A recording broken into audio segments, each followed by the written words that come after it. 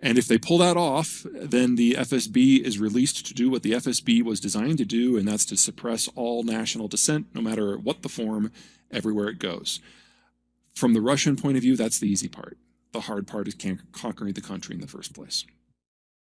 Well, we found out in the first week of the war that the Russians' military, from a conventional point of view, was not nearly as important as it looked to be. We now know that the United States, NATO in general, is running out of a lot of the equipment that the Ukrainians need to fight, because that's not how our militaries are designed.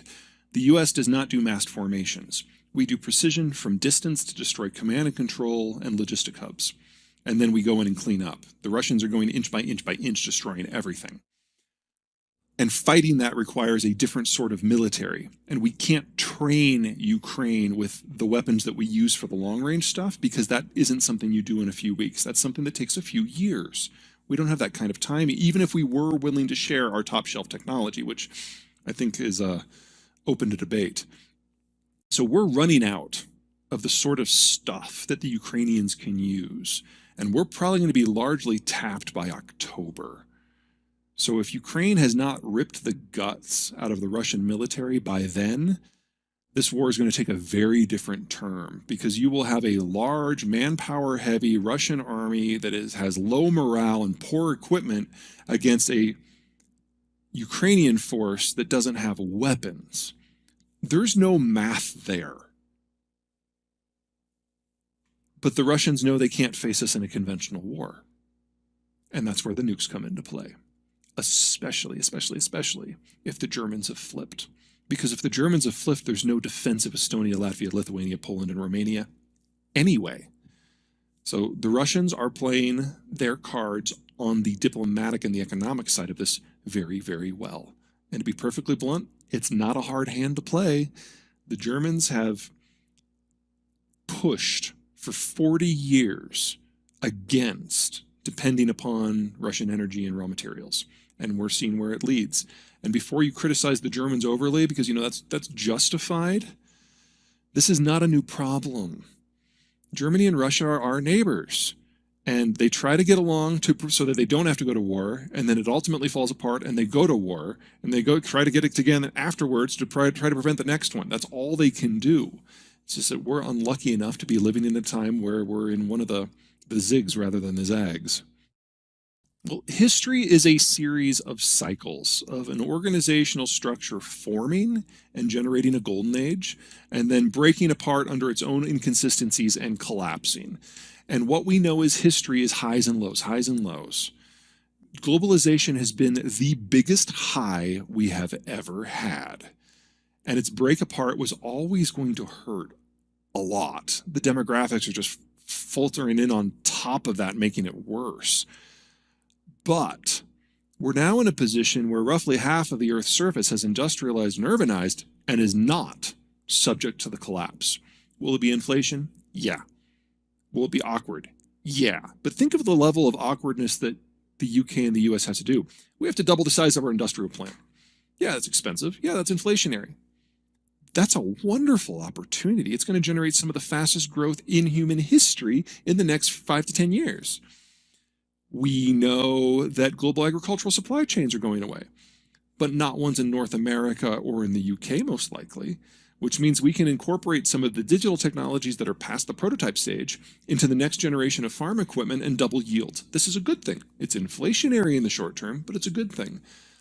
Unlike the great collapses of the past, large portions of the world, large viable portions of the world are not breaking.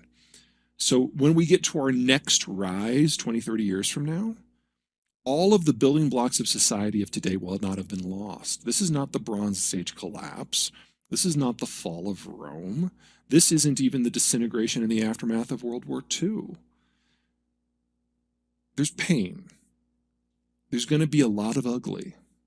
But we're not looking at a civilizational break here like we have every other time. That's a good thing.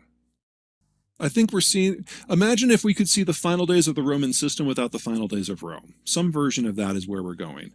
This is not like this isn't like the Dark Ages where the Arabs held the knowledge but didn't touch it for 1,000 years. Silicon Valley's still there. London is still there. And it's going to keep being Silicon Valley and London. What's happening is a contraction of what we consider to be the economic family of the world into the parts of the world that are more viable. And we're going to be able to continue to tinker with these technologies until the rest of the world is ready to rejoin. That could be a lot worse. Well, social media is definitely part of the problem rather than part of the solution, because we've given every Yahoo a bullhorn. And those Yahoos sometimes get together, say the same thing, and elect people to Congress and Parliament.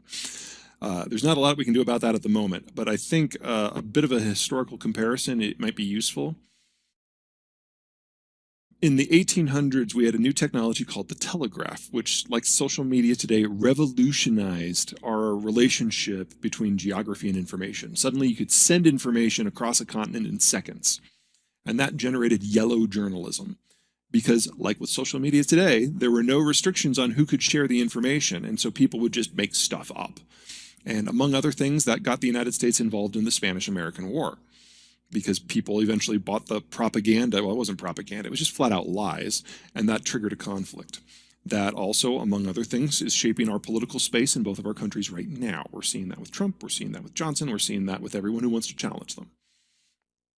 Now, social media will eventually be brought into check, just like the telegraph did. Eventually, we both passed slander and label laws. We need something like that for social media. Do we do that in a year? Probably not. If so, the Americans would have done it in the aftermath of the January 6th issue of last year. Or is it already the year before? Sorry, time is flying by. But that is an issue for my Congress and for your Parliament. I would expect Parliament to act on it quicker, because your system is less clunky than ours. It's actually designed to govern. It's designed to govern as opposed to designed to debate. So we are, in the US, once again looking to our parents for a potential path out of this. Please don't let us down. It's new. I mean, remember, social media was only designed, 15 years ago, and only kind of entered into the mass consciousness within the last 6. It's very, very new. And one of the many reasons I'm looking to the UK rather than the US for the first steps in this, you guys don't have a constitution. Normally that's a negative. We're seeing that with Brexit, but it means little things like free speech are not inviolable. And that allows you to tinker with the legal structure that's necessary to contain this technology without immediately threatening the core precepts of your country. This is a good thing because it allows you flexibility that we don't have. You can get rid of them in a day because you can go through the party as well as through Parliament. We don't have that option. We're in locked term limits. So if Johnson was our president today, we would have to wait a minimum of 2.5 years to ditch him. You guys did it in an afternoon. Speed matters right now. You need to understand where the things that make your life possible come from. If it's a secure system, you're good. If it's not a secure system, you need to personally invest in other means of sourcing. Otherwise, when those things go off, you'll just be doing without. It's not a simple process. Supply chains are messy, but anything that ultimately links back to the Chinese or the Russian system in particular, you know that's going away. You know that's going away very, very soon. And so best to be forthright with what the nature of your problem is so you can actually start solving it before it explodes in your face. Germany is a textbook case of what happens when you do the opposite.